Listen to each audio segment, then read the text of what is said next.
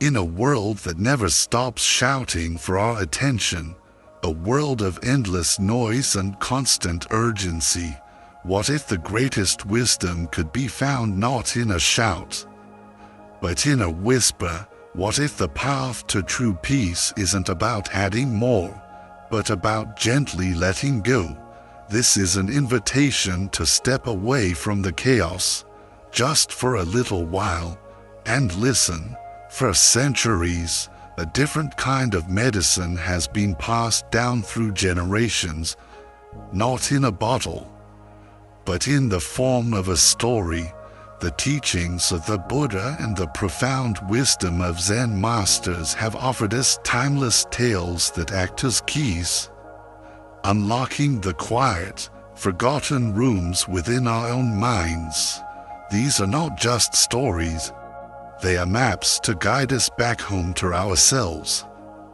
So, I invite you now to find a comfortable space, take a slow, deep breath, and let the day's burdens begin to melt away.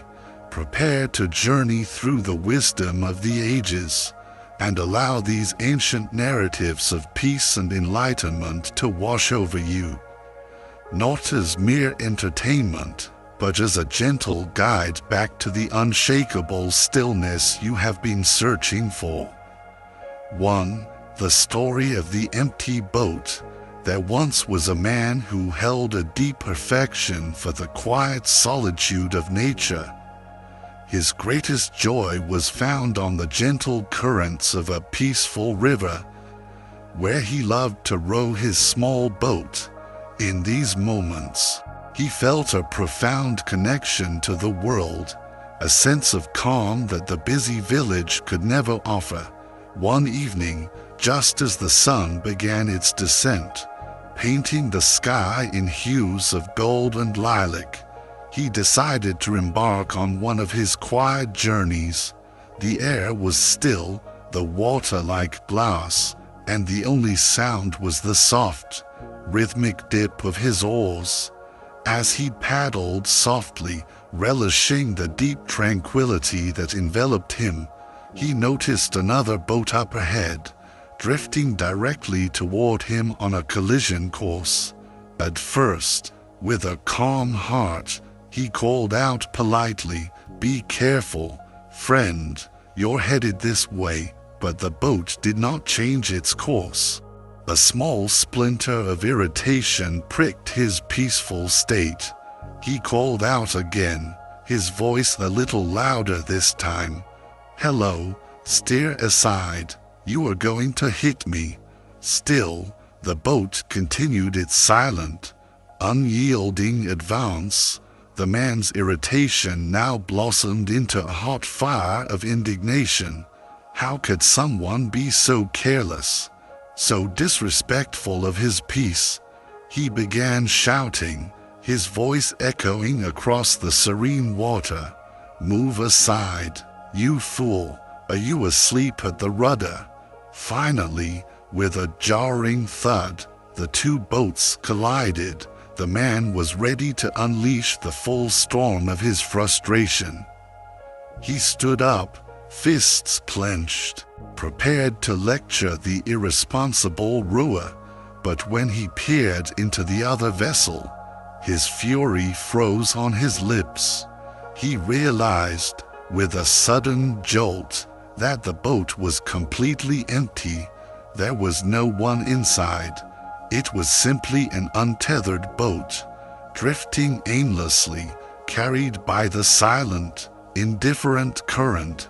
In that singular moment, the man's anger dissolved as quickly as it had appeared. It vanished into the twilight air, leaving behind a profound sense of foolishness.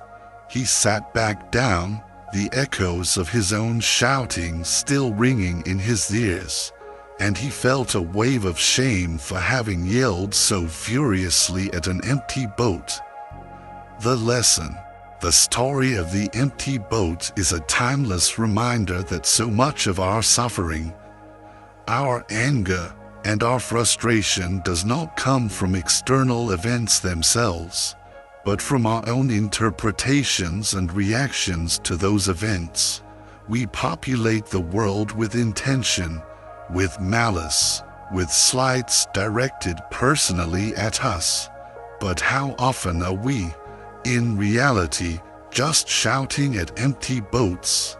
The empty boat is every delayed flight, every rude comment from a stranger having a bad day, every automated email that feels impersonal.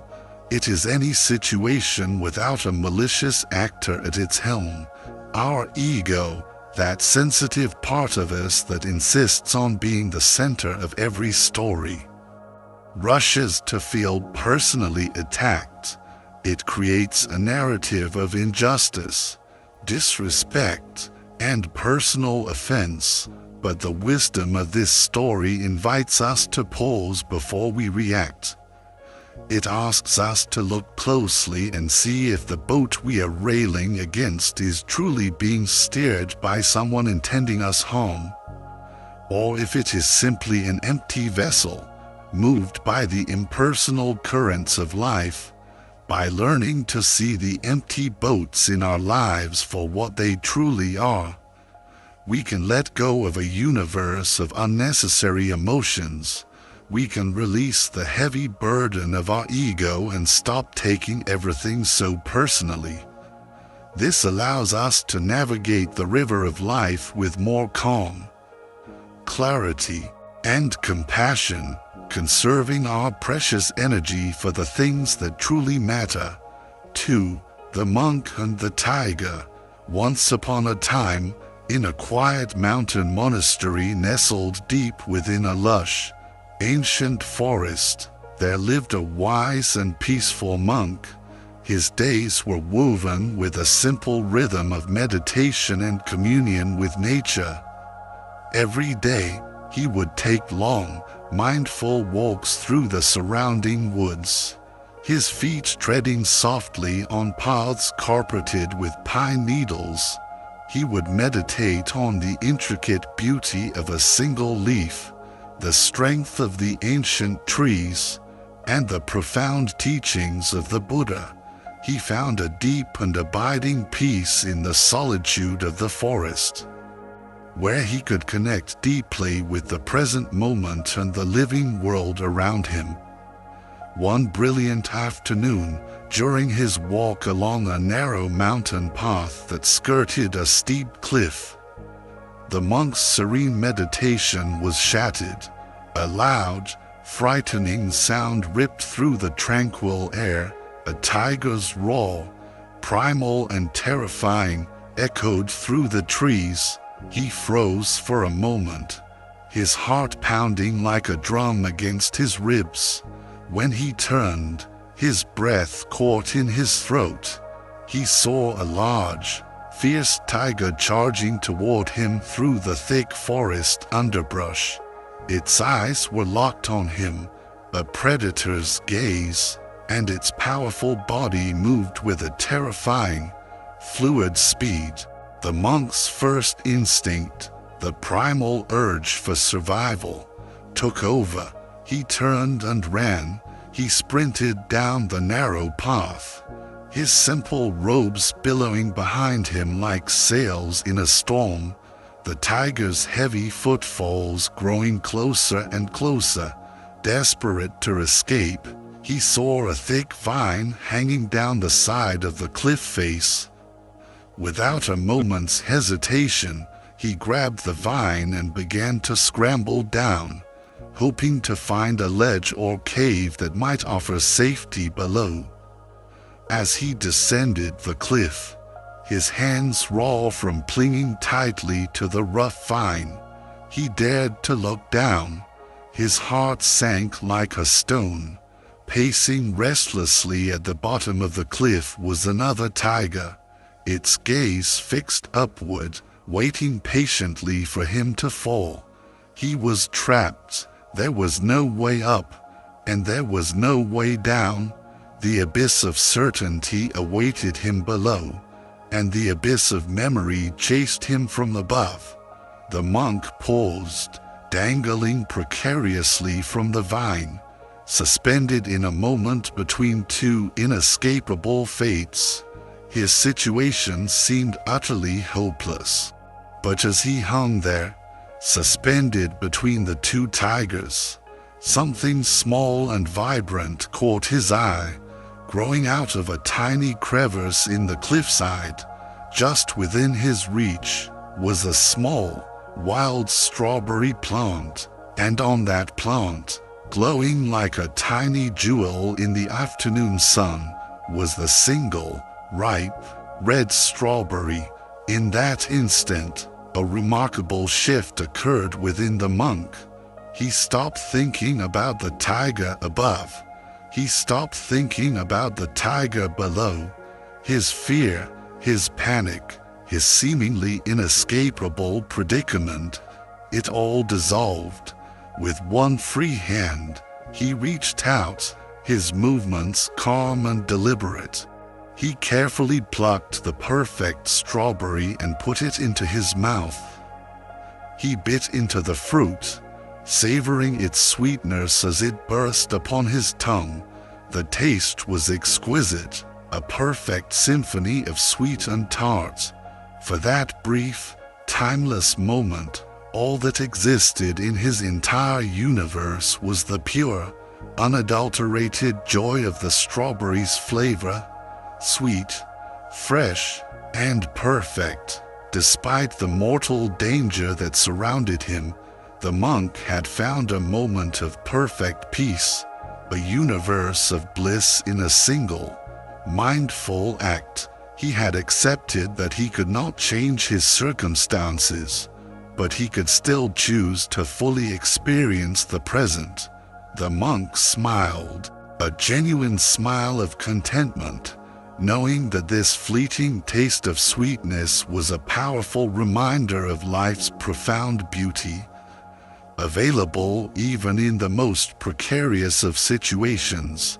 The lesson, the story of the monk and the tiger, teaches a profound lesson about the power of mindfulness and the art of being present in the moment. Life, in its unpredictable nature, often places this in challenging and seemingly impossible situations. Much like the monk being trapped between two tigers, we are often caught between the tiger of our past regrets and the tiger of our future anxieties. Yet, even in those overwhelming moments, the story reminds us that there is always something to be grateful for. Some small piece of joy that we can savor if only we choose to notice it. The monk's extraordinary ability to focus on the strawberry, despite the imminent danger surrounding him, shows us that we can find peace and contentment by fully immersing ourselves in the experience of the present moment.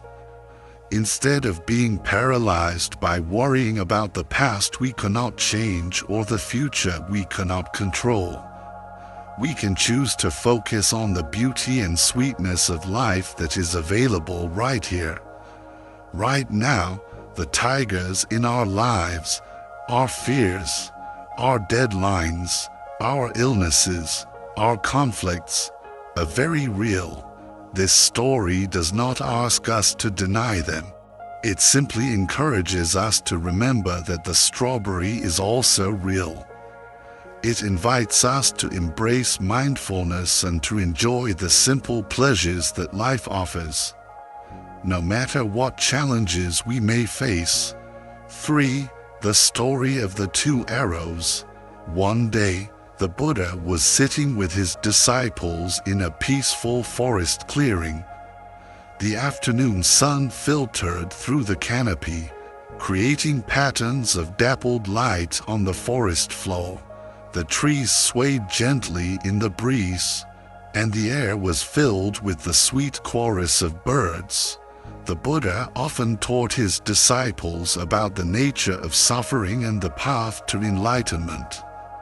And on this particular day, a troubled disciple, his brow furrowed with confusion, approached him with a question.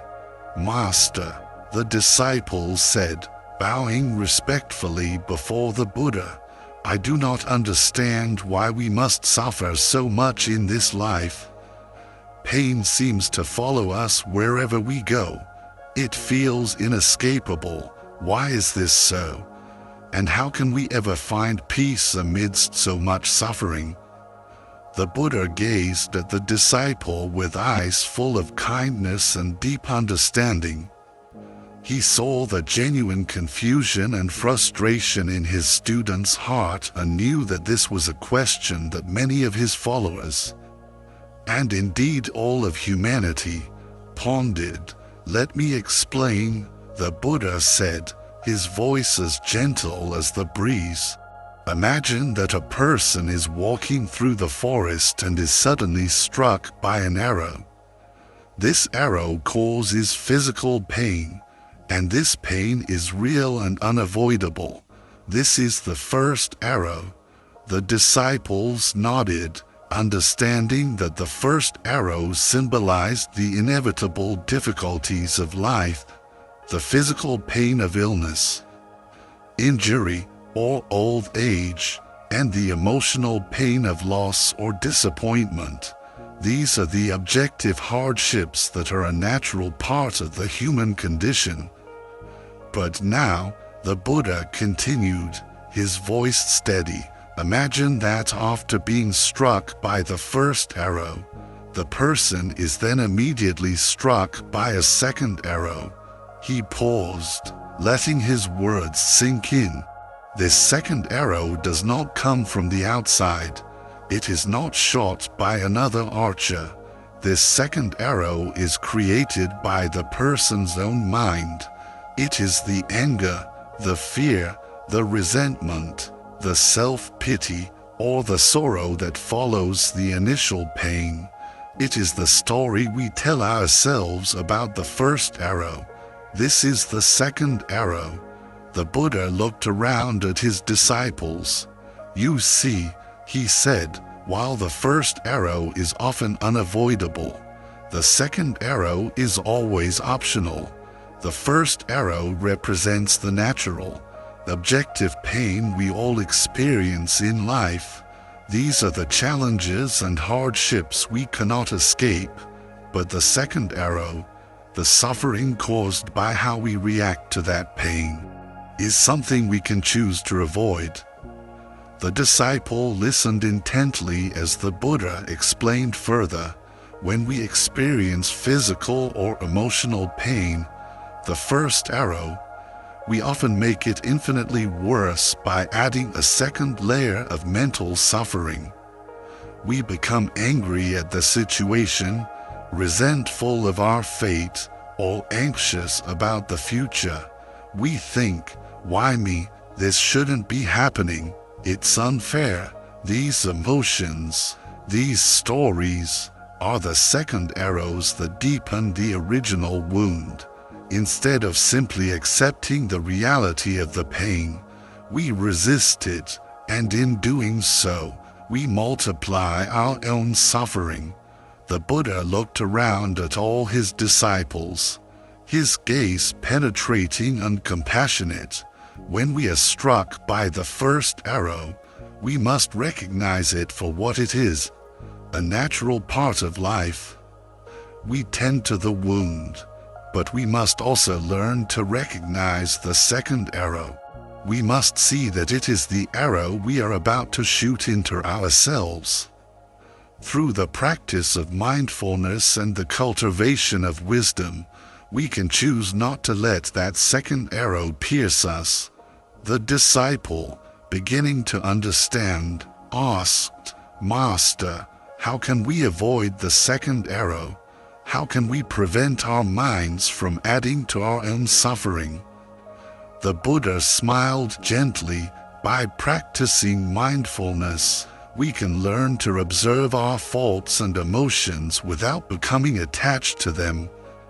When we feel pain, we can acknowledge it without judgment. We can say to ourselves, "There is pain," instead of "I am in pain." We can accept that pain is a part of life, but we do not need to dwell on it. resist it, or create more suffering through our negative thoughts and stories. In this way, we can stop the second arrow before it ever strikes. The disciple bowed again, his heart filled with gratitude for the Buddha's profound wisdom. He realized that while pain in life was inevitable, much of the suffering he had experienced was something he had been creating for himself. By choosing to respond to pain with awareness and acceptance, he could find peace, even in the most difficult of circumstances. The lesson, the story of the two arrows, teaches us a crucial distinction between pain and suffering. The first arrow, representing unavoidable pain, is something that all of us experience. These are the objective realities of life. However, the second arrow, symbolizing the suffering caused by our mental and emotional reactions to that pain, is something we create ourselves.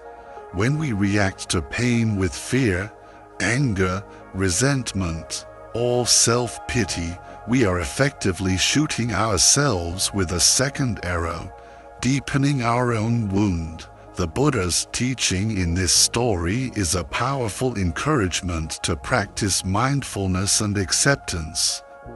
While we cannot always control the first arrow, we have the power, through our conscious response, to avoid the second one. By responding to life's inevitable pains with awareness, understanding, and compassion, for ourselves and for the situation, we can dramatically reduce our suffering and find a deep and abiding peace, even in the face of life's greatest challenges. 4. The parable of the mustard seed. Once, long ago, in a village nestled beside a flowing river, there lived a young woman named Kissa Gotami.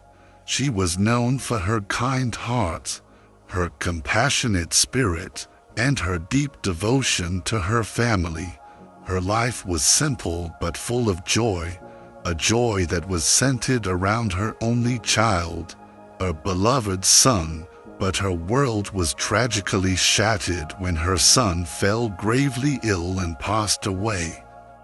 Overcome with a grief so profound it felt like a physical shroud she could not remove, Kissa Gotami could not accept her son's death. She clutched his small, lifeless body in her arms, her mind refusing to acknowledge the truth. She began to wander from house to house, her steps heavy with sorrow, desperately seeking someone, anyone, who could bring her child back to life. At each door she knocked, her plea was the same: "Please, help me, my son is dead. Is there anyone here who has a medicine to cure him?" But everywhere she went, people looked at her with pity and turned her away, saying that there was nothing they could do. Her sorrow grew heavier with each rejection, and her heart ached with an unbearable pain. One day, Kissa's desperate pilgrimage led her to a wise elder who saw the depth of her suffering. Taking pity on her, he said, "I cannot help you, but there is one who might. Go to the Buddha. He is a great teacher, known for his boundless compassion and wisdom." With a tiny flicker of hope rekindled in her heart, Kissa Gotami hurried to find the Buddha. She found him sitting calmly under a large banyan tree, his presence radiating a deep sense of peace. Surrounded by his disciples, falling to her knees, she placed her son's body before him and pleaded, her voice choked with tears, "Master, please, bring my child back to life. I cannot bear this pain." The Buddha looked at her, his gaze filled with immense compassion and understanding.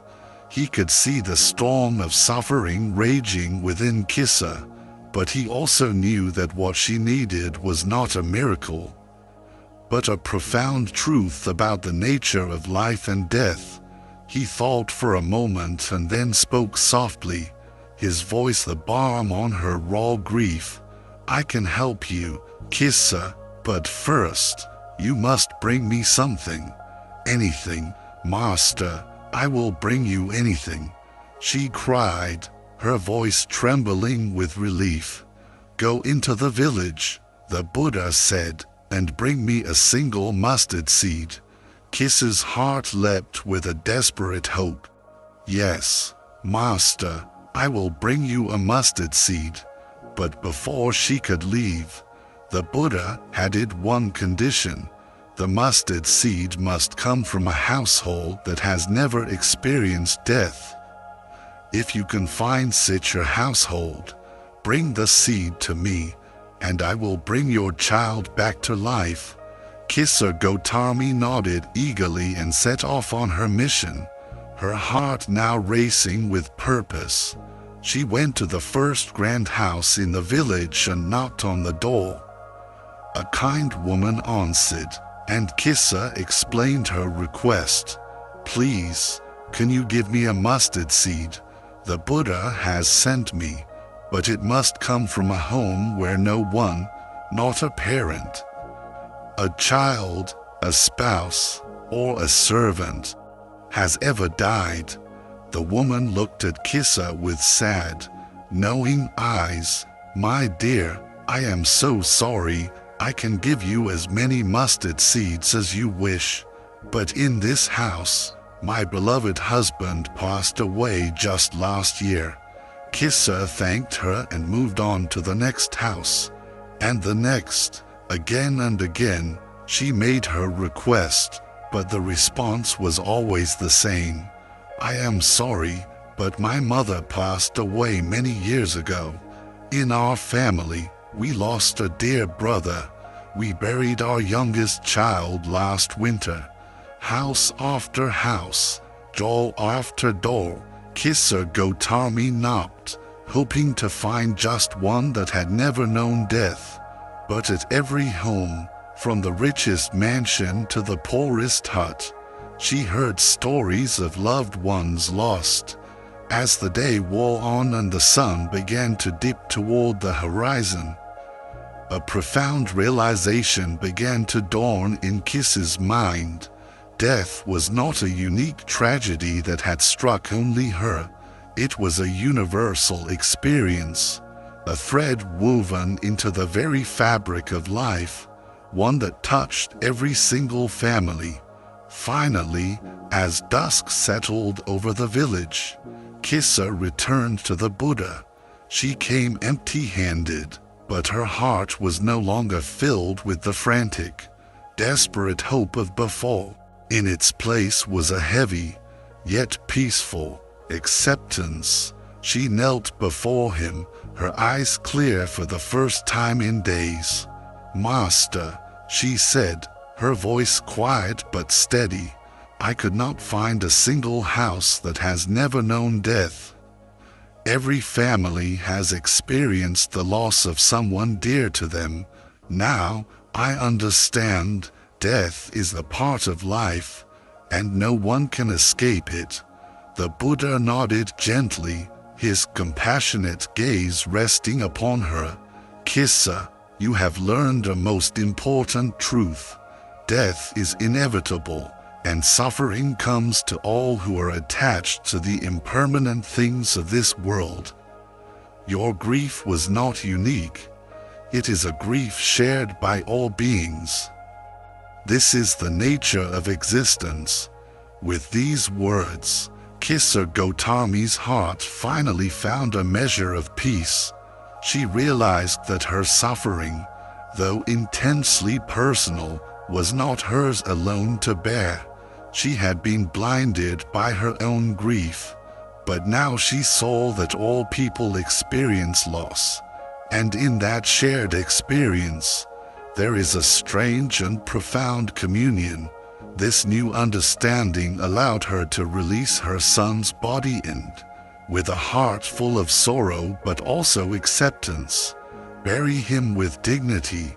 The lesson, the parable of the mustard seed, teaches a profound lesson about the nature of life, death, and suffering. Kisar Gautami's grief was so overwhelming that she could not accept the reality of her son's death. Through her journey of seeking the impossible, a mustard seed from a house untouched by death, she was gently guided to the universal truth that death is an inescapable part of life. The Buddha's wisdom in this story reminds us that our deepest suffering often comes from our attachment to life's inherent impermanence. We cling to people, relationships, and experiences as if they will last forever, and when they inevitably change or end, we are shattered. Only by accepting that all things are temporary can we find peace in the face of loss. Grief is a natural and necessary response to death, but by understanding that this experience touches everyone, we can learn to let go of the resistance that turns pain into prolonged suffering. This story encourages us to approach both life and death with wisdom, compassion, and acceptance. In doing so, we free ourselves from the prison of our own making and find peace in the beautiful, transient nature of all things. 5. The Farmer and the Horse. Once upon a time, in a small, quiet village nestled between rolling hills, there lived a humble and wise farmer. He was known by his neighbors not for great wealth, but for his hard work and his deep, unshakable calm. His farm was modest, and he had only one horse to help with all of his daily tasks. From plowing the dusty fields under the hot sun to carrying heavy loads of grain to the market. Though he didn't have much, the farmer possessed a quiet contentment with his life. One morning, the farmer woke up to find that his stable was empty. The horse, his only and most valuable possession, had run away. His neighbors, hearing the news, rushed to his house to express their sympathy, their faces etched with concern. "Oh, what terrible luck," they said, shaking their heads. "How will you possibly manage your farm without your horse? This is truly a great misfortune." The farmer, however, remained completely calm. He looked at his well-meaning neighbors, a gentle light in his eyes, and simply replied, "Maybe." The neighbors were puzzled by his response. How could he be so indifferent, so nonchalant, in the face of such obviously bad luck? They shook their heads in disbelief and returned to their homes, convinced that the old farmer was in denial about his terrible loss. A few days later, to everyone's astonishment, the horse returned, but it did not come back alone. It had brought with it a herd of wild horses from the mountains. Now, the farmer had not just one horse, but a dozen. The neighbors heard the news and rushed back to the farmer's house, this time their faces beaming with excitement. "How wonderful!" they exclaimed. "What incredible fortune! First, you had one horse, and now you have so many. You are a rich man." The farmer again looked at his excited neighbors, smiled his calm, gentle smile, and said, "Maybe." Once again, the neighbors were completely confused. Surely, this was a stroke of incredible good luck, but the farmer seemed just as non-reactive as he was before. They wondered why he didn't seem more excited about his newfound wealth. They left, whispering among themselves about the old man's strange ways. A few days after that, the farmer's only son decided to try taming one of the wild horses. The horse was powerful and untamed, and while riding it, the son was thrown off violently and broke his leg.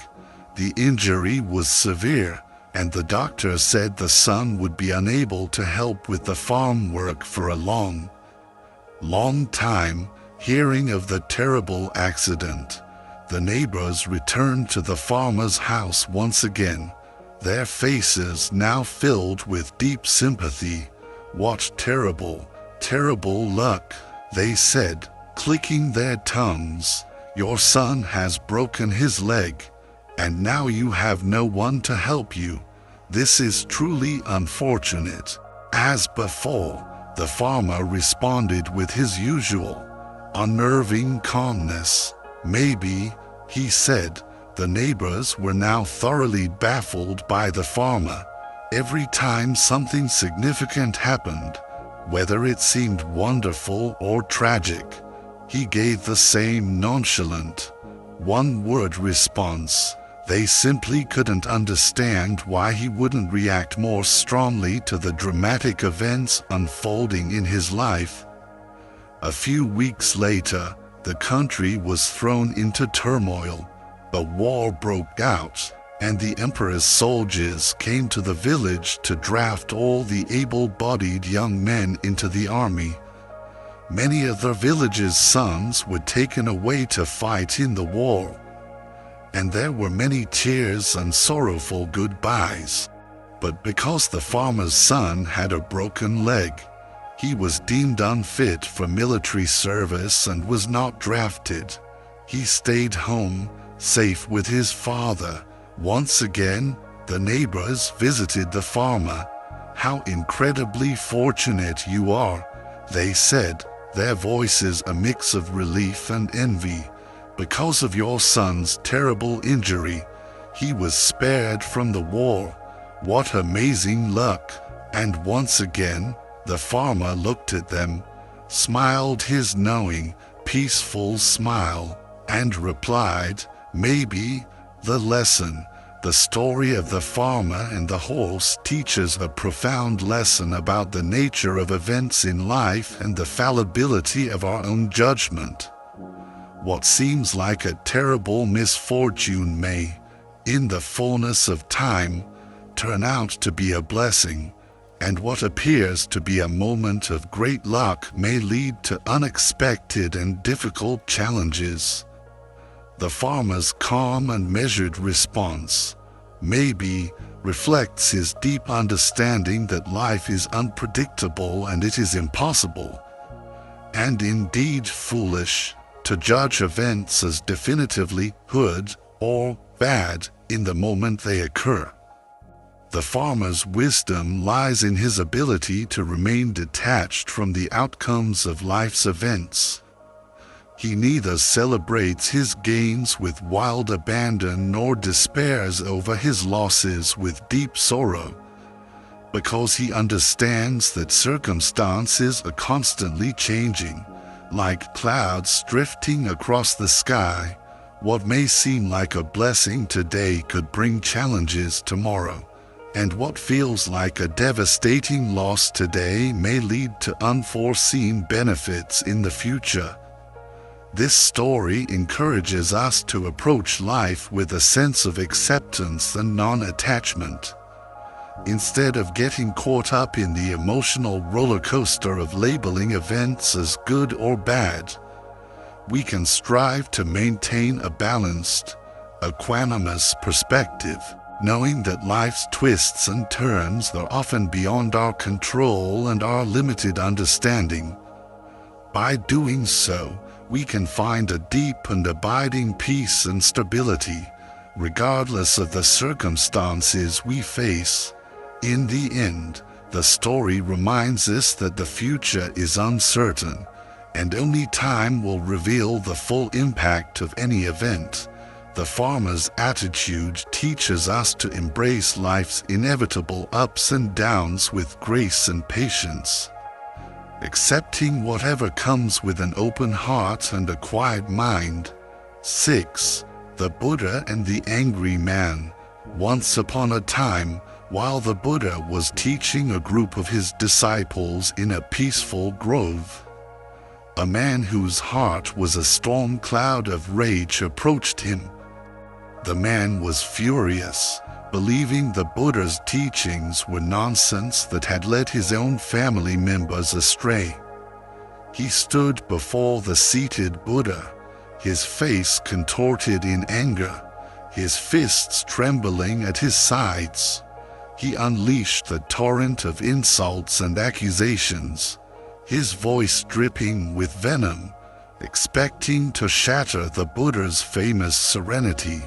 He was determined to provoke a reaction, to prove that this so-called enlightened one was just as fragile as anyone else. But the Buddha simply sat, listening with a deep, unwavering calm that seemed to absorb all the hatred being thrown at him. And what happened next, what the Buddha said in response to this storm of anger, reveals one of the most profound secrets to dealing with the negativity of the world. That story, and others that illuminate the path to inner peace, are waiting for you as our journey continues. We left the story as a man, his heart a storm of rage, stood before the serene Buddha, unleashing a torrent of insults, expecting to shatter his legendary peace. But the Buddha simply sat, listening with a deep, unwavering calm that seemed to absorb all the hatred being thrown at him. What happened next, and the Buddha's profound response, reveals one of the most powerful secrets to protecting our own inner peace in a world that often feels angry and chaotic. We left the story as a man, his heart a storm of rage, stood before the serene Buddha, unleashing a torrent of insults, expecting to shatter his legendary peace. But the Buddha simply sat, listening with a deep, unwavering calm that seemed to absorb all the hatred being thrown at him. What happened next, and the Buddha's profound response, reveals one of the most powerful secrets to protecting our own inner peace in a world that often feels angry and chaotic. With anger burning like hot coals in his eyes, the man continued his tirade. He had heard about the Buddha's wisdom and teachings, but he felt personally threatened by the Buddha's growing influence over others in the community. Filled with a bitter mix of jealousy and resentment, he had decided to confront the Buddha publicly, hoping to humiliate him in front of his followers. As the Buddha sat calmly under the cool shade of a Bodhi tree, the man stormed up to him, his voice dripping with contempt. "You are nothing but a fraud," the man shouted, his voice cracking with emotion. "Who do you think you are? With your calm demeanor and your simple robes, you may pretend to be wise and enlightened, but you're just deceiving these poor, simple people." The Buddha remained completely calm, his posture relaxed, his expression unchanged. He was not bothered by the man's harsh words, nor did he respond to the palpable anger radiating from him. Seeing the Buddha's utter lack of reaction only fueled the man's fury. It was like trying to punch water. His anger found nothing to strike against. He shouted even louder, his face turning red, "How can you just sit there, acting as if you're above everyone else? Do you think you're better than me? I refuse to respect someone like you." Despite the man's escalating fury, The Buddha stayed silent and serene, simply watching him with a gaze of deep, unconditional compassion. It was not a condescending pity, but a genuine understanding of the man's inner suffering. Finally, after several minutes of shouting himself hoarse, the man grew exhausted. His anger had burned itself out, leaving only tired embers. He had expected to provoke a response, to engage in a battle of wills, but the Buddha's peaceful demeanor had completely disarmed him. After catching his breath, the man demanded, his voice now more confused than angry, "Why won't you say anything? Why won't you defend yourself? Don't you care what I think of you?" The Buddha looked at him with kindness that seemed to soften the very air between them. He finally spoke, his voice soft and calm. "Tell me," the Buddha asked gently, "if someone offers you a gift, and you politely decline to accept it, to whom, then, does the gift belong?" The man, puzzled by the strange question, thought for a moment before responding, "Well, it would still belong to the person who offered it. If I don't take the gift, it remains theirs." The Buddha nodded, a gentle smile gracing his lips. "Exactly, and in the same way, if you offer me your anger, your insults, and your hatred, and I do not accept them, then to whom does the anger belong?" The man was stunned by the Buddha's simple yet profound words. The logic was inescapable.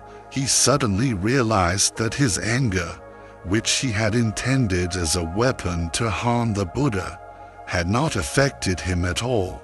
Instead, it remained his own heavy burden to carry.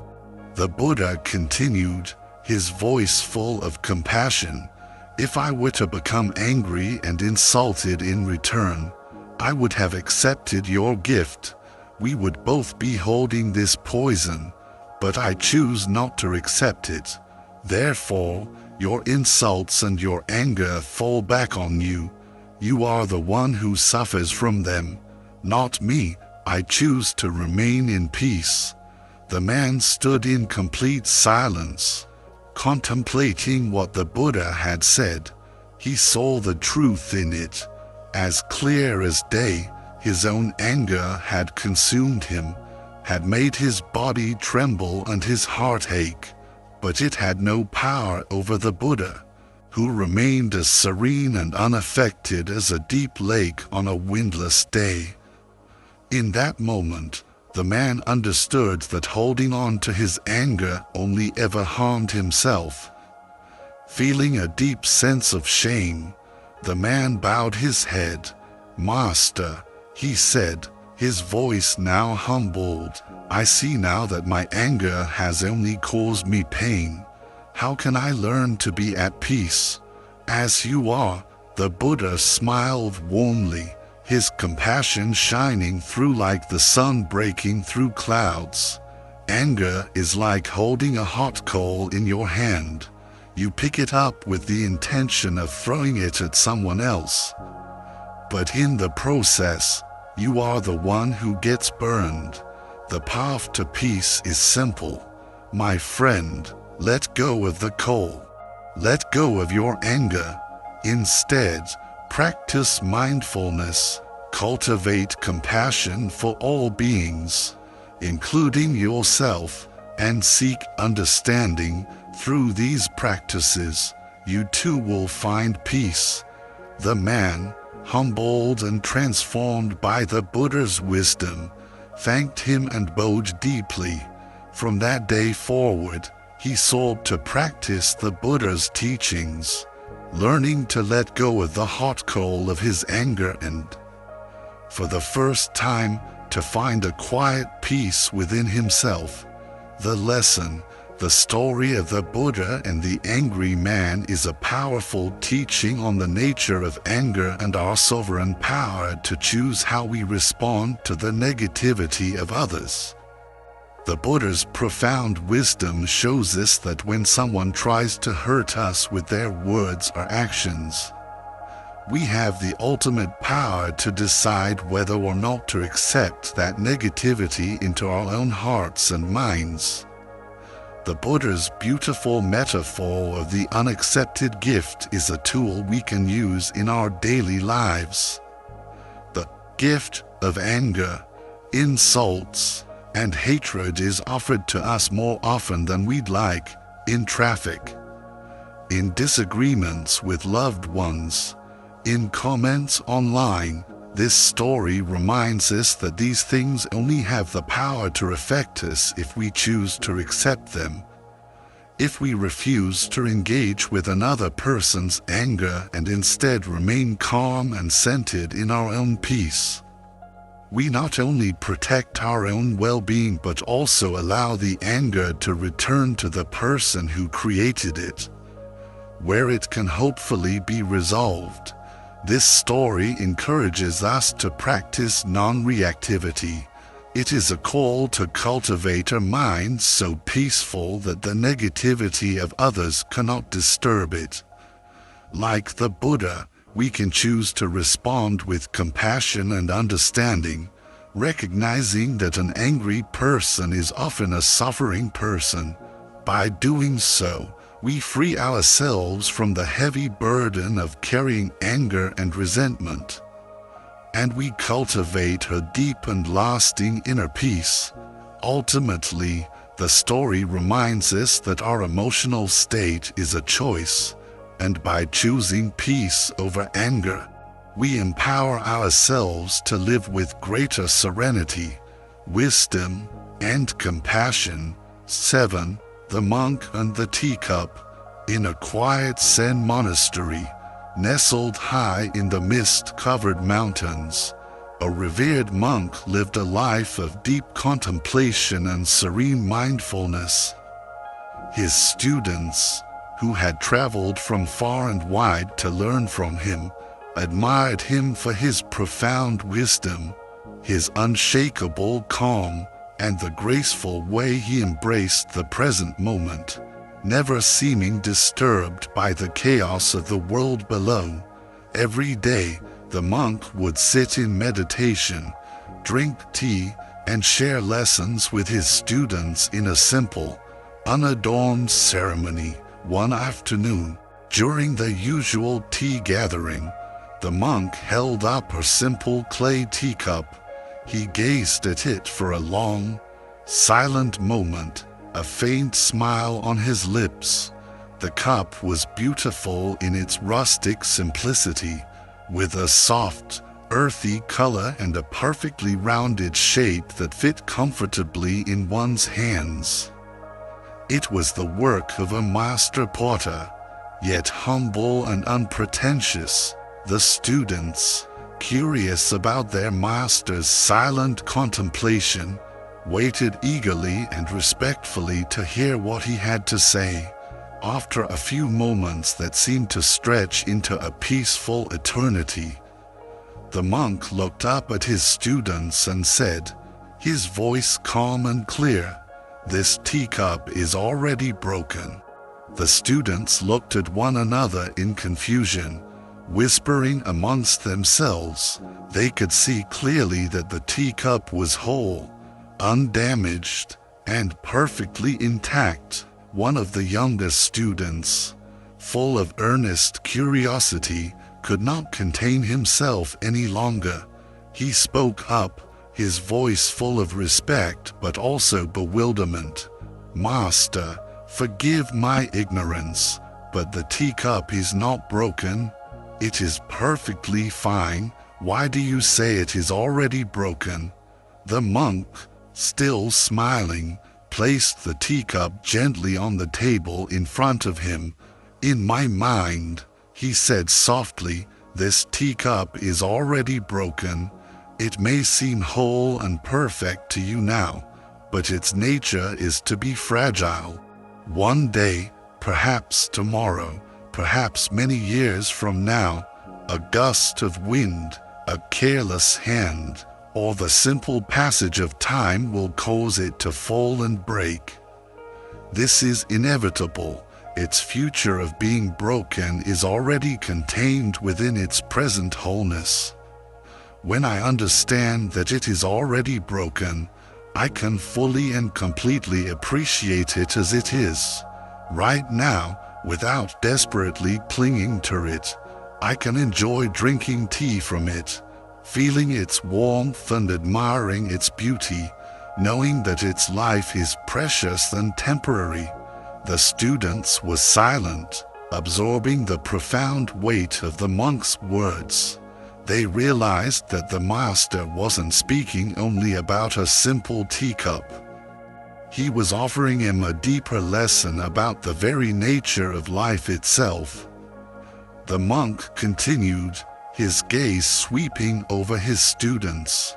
Everything in this life is like this teacup. All things, no matter how beautiful, how precious, or how strong they may seem, are impermanent. Our bodies, our relationships, our possessions, our moments of joy, we cannot hold on to them forever. When we understand this, when we accept the truth of impermanence, we are freed from the fear of losing what we have. We can appreciate each moment, each relationship, each experience, knowing that it, too, will pass, and when it is gone, we will not suffer with the same intensity, because we have already accepted its transient nature. One of the oldest students nodded thoughtfully. Master, does this mean we should not love or care for things, because they will one day be gone? The monk shook his head gently. No, my student, it means the very opposite. When we accept the impermanence of all things, we are free to love them more deeply, more purely, because we are not holding on out of a desperate fear of loss. Our love is not tainted by the anxiety of possession. We love and appreciate them for what they are, in this moment, a beautiful, fleeting gift. We understand that they are part of the natural, ceaseless flow of life. In this way, we can live with a peaceful and open heart, unburdened by attachment to things that are, by their very nature, bound to change.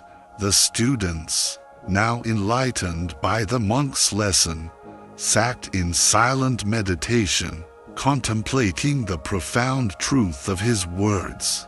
They realized that the teacup was a metaphor for their own lives, their relationships, and everything they held dear. By accepting that everything they cherished was, in a sense, already broken, they could live with greater freedom, gratitude, and a deep, abiding inner peace. From that day forward, whenever the students sat down for tea, they would remember the monk's lesson. They would hold their teacups with a new sense of mindfulness, appreciating each sip, each moment of warmth, knowing that life's exquisite beauty comes from its fleeting, precious nature. The lesson, the story of the monk and the teacup, teaches a profound lesson about impermanence and non-attachment. The monk's startling declaration that the teacup is already broken reflects the inevitable truth that all things in life are temporary. By courageously accepting this fact, we free ourselves from the immense pain of attachment and learn to live more fully and gratefully in the present moment. This story encourages us to appreciate life's beautiful moments, our cherished relationships, and our valued possessions without desperately clinging to them out of a fear of loss. When we embrace the impermanence of all things, we can love more deeply and live with greater peace, knowing that change is the most natural part of life. The story also shows us that non-attachment does not mean a cold detachment from love or experience.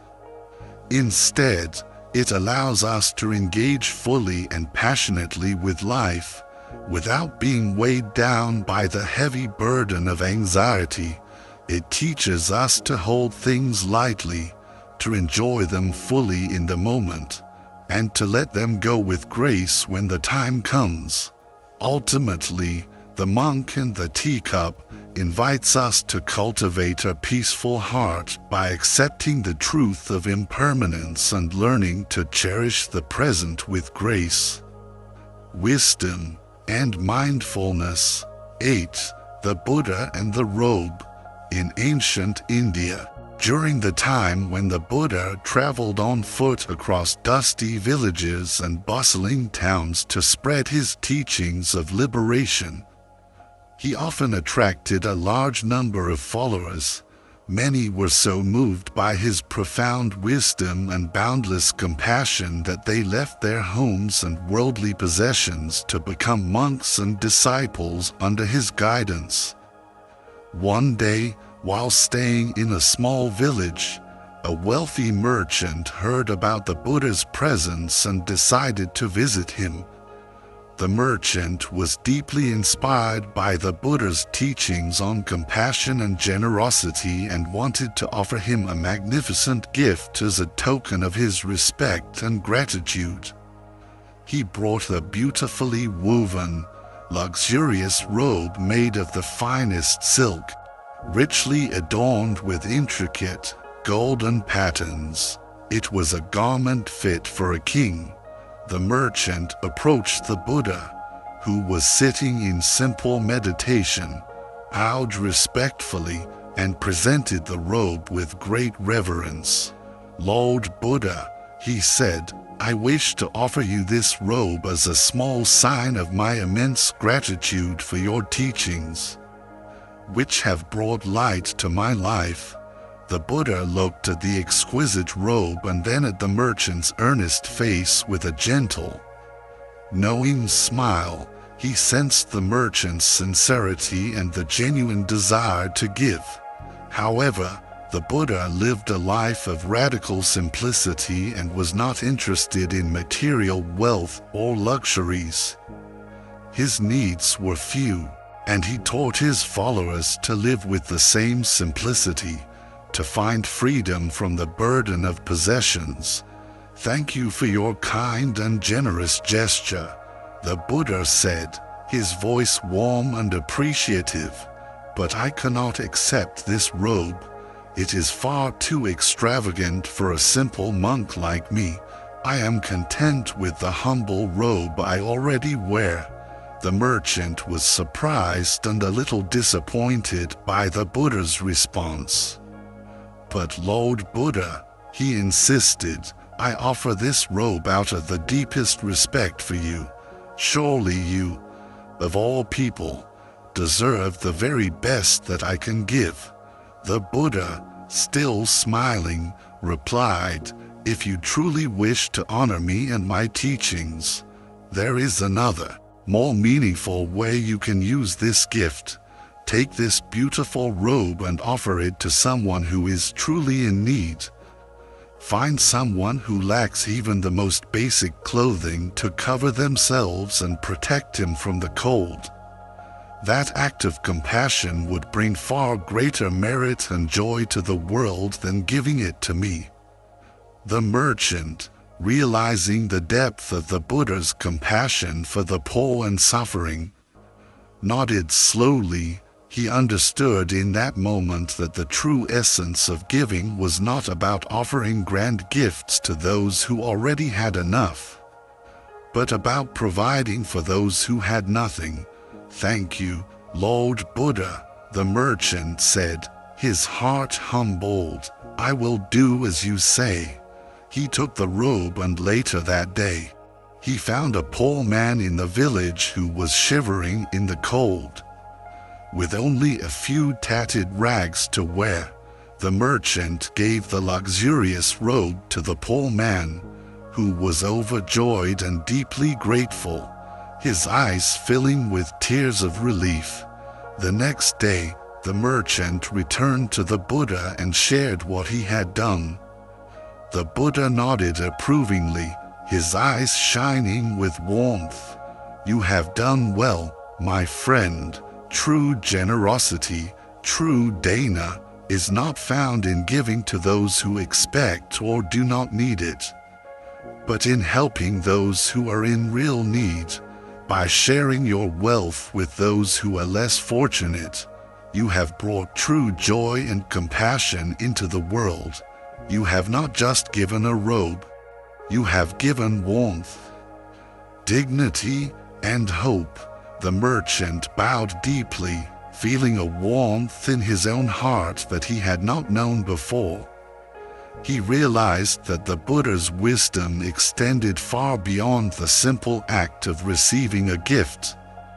It was about understanding the true nature of giving, the profound importance of compassion, and the deep, abiding joy that comes from genuinely helping others.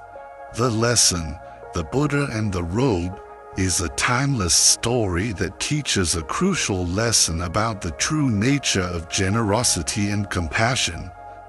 It reminds us that the value of a gift lies not in its material worth, but in the intention behind it and the impact it has on those who are in need. The Buddha's gentle refusal to accept the luxurious robe is a powerful reminder that material possessions do not bring lasting happiness or spiritual fulfillment. Instead, the Buddha encouraged the merchant to find someone who truly needed the gift. In doing so, he taught that true generosity comes from a place of deep empathy and a sincere desire to alleviate the suffering of others. This story encourages us to look beyond superficial acts of giving to impress or out of a sense of obligation, and to seek out genuine opportunities to make a real difference in the lives of those who are struggling. It shows that acts of kindness, when directed with wisdom toward those who need them most, can bring a far greater sense of joy and purpose than any material gain. In the end, the Buddha and the Robe is a beautiful reminder that the essence of compassion lies in understanding the needs of others and responding to those needs with an open and selfless heart. 9. The Buddha tames the elephant. Nalagiri.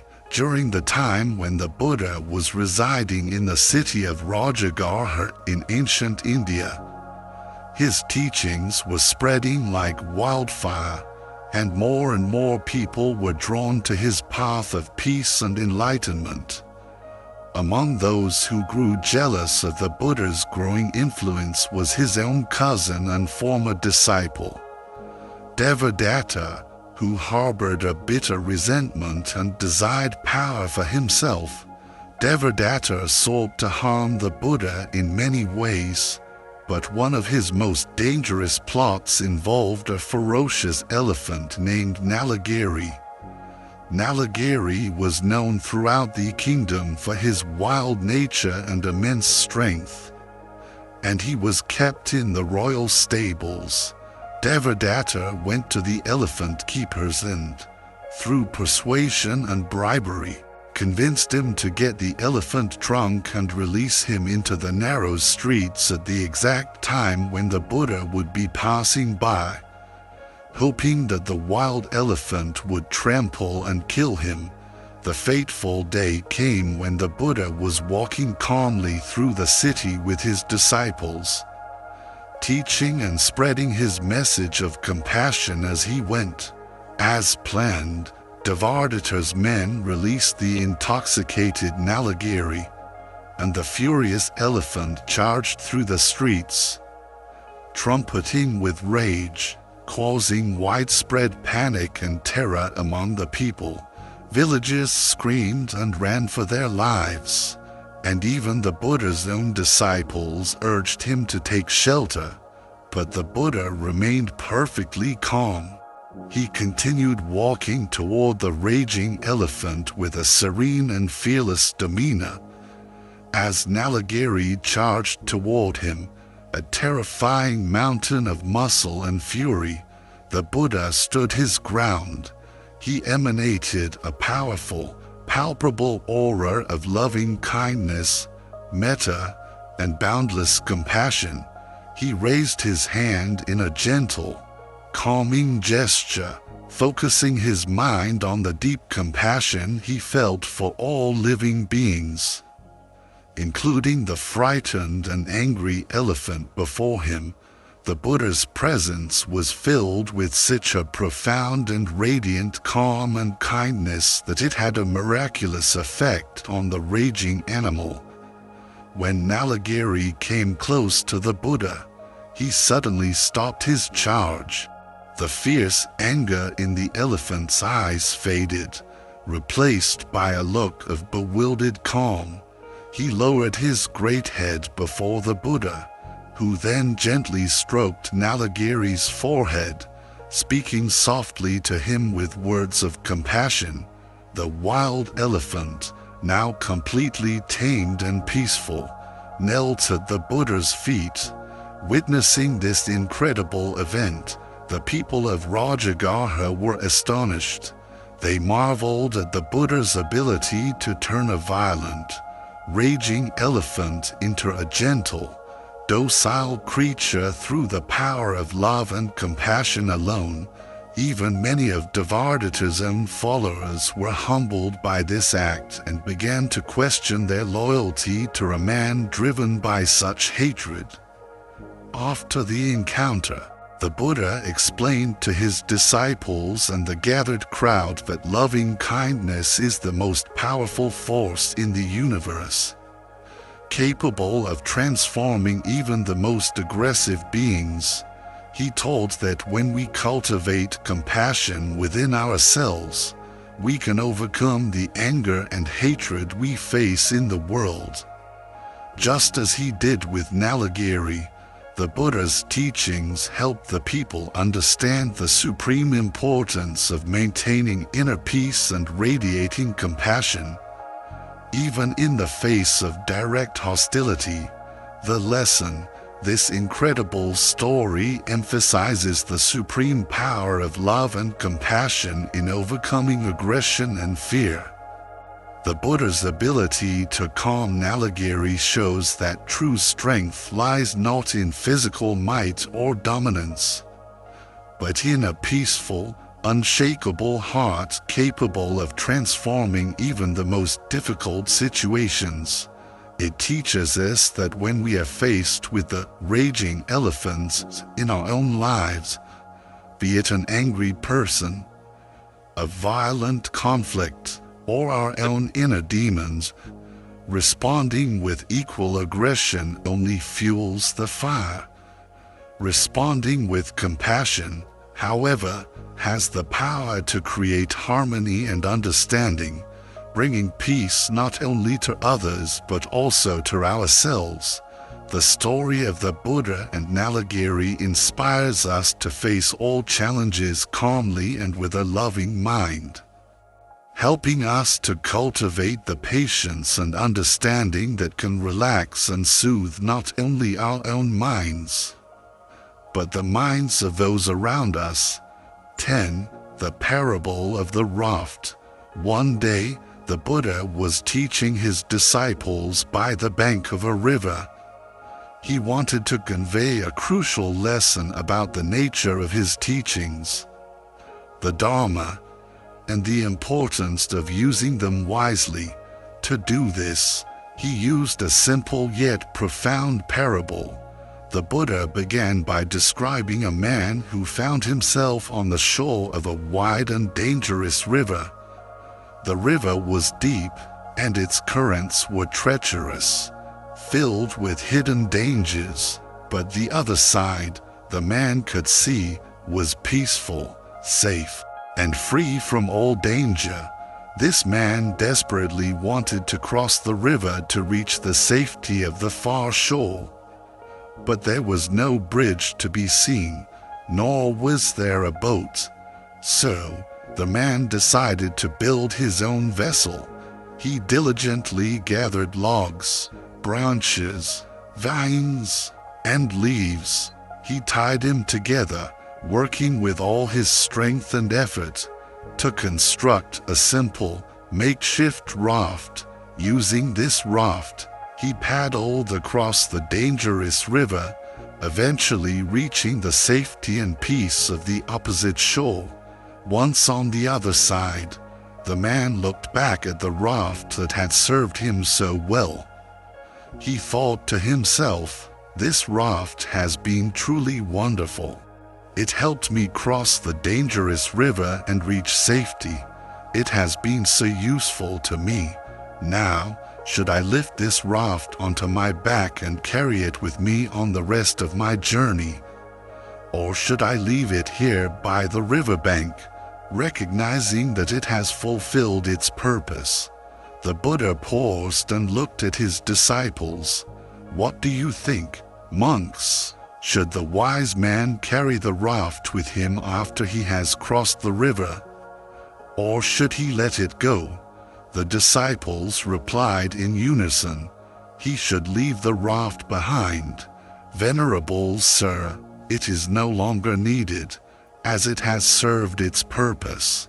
To carry it would be a heavy and foolish burden." The Buddha smiled. "Exactly so. In the same way, monks, I have taught you the Dharma, which is like a raft. It is a tool, useful for crossing over the great river of suffering, ignorance, and attachment. But once you have crossed over to the shore of enlightenment, you should let go of the Dharma. You should not cling to it or become attached to it." He further explained, "The teachings are meant to be tools for your liberation, not objects of worship or rigid dogma. Just as the wise man does not carry the raft with him once he has crossed the river, you too should not cling to my teachings after they have served their purpose.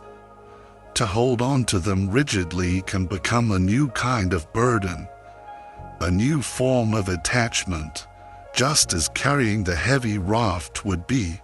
The lesson, the parable of the raft, teaches us a critical lesson about the nature of spiritual teachings. The teachings of the Buddha, or any spiritual guidance we may follow, are like a raft. They are immensely useful tools designed to help us cross from the turbulent waters of our suffering to the peaceful shores of enlightenment. They are a means to an end, not the end in themselves. Once we have used these teachings to achieve a state of inner peace, wisdom, and understanding, we must be wise enough to let go of our rigid attachment to them. To cling to the raft after reaching the shore is to misunderstand its purpose entirely. It can lead to dogmatism, spiritual pride, and a new form of bondage. This story encourages us to practice a kind of spiritual flexibility, to avoid dogma, and to understand the true, practical purpose of spiritual teachings. It reminds us that ultimate wisdom lies in knowing when to use the tool, and, just as importantly, when to let it go, so that we may continue our journey unburdened, open, and free. Thank you for taking this journey with us through these timeless stories. Each one is a small raft, designed to carry us closer to the shores of our own inner peace. They are not meant to be simply heard and forgotten, but to be planted like seeds in the garden of the mind, where they can grow into wisdom, compassion, and serenity. May you always carry the peace of these stories within your heart. If you have found a moment of calm or a seed of insight in our time together, I warmly invite you to join our community. Please take a moment to like this video and subscribe to our channel, Buddhist Insight, where ancient wisdom meets modern mindfulness. In the comments below, we invite you to share which of these 10 stories resonated most deeply with you today. Your reflection is a gift, not only to us, but to everyone in our growing community. Let us continue to walk this path together, discovering more stories that soothe the mind, calm the heart, and bring a gentle light to your everyday life.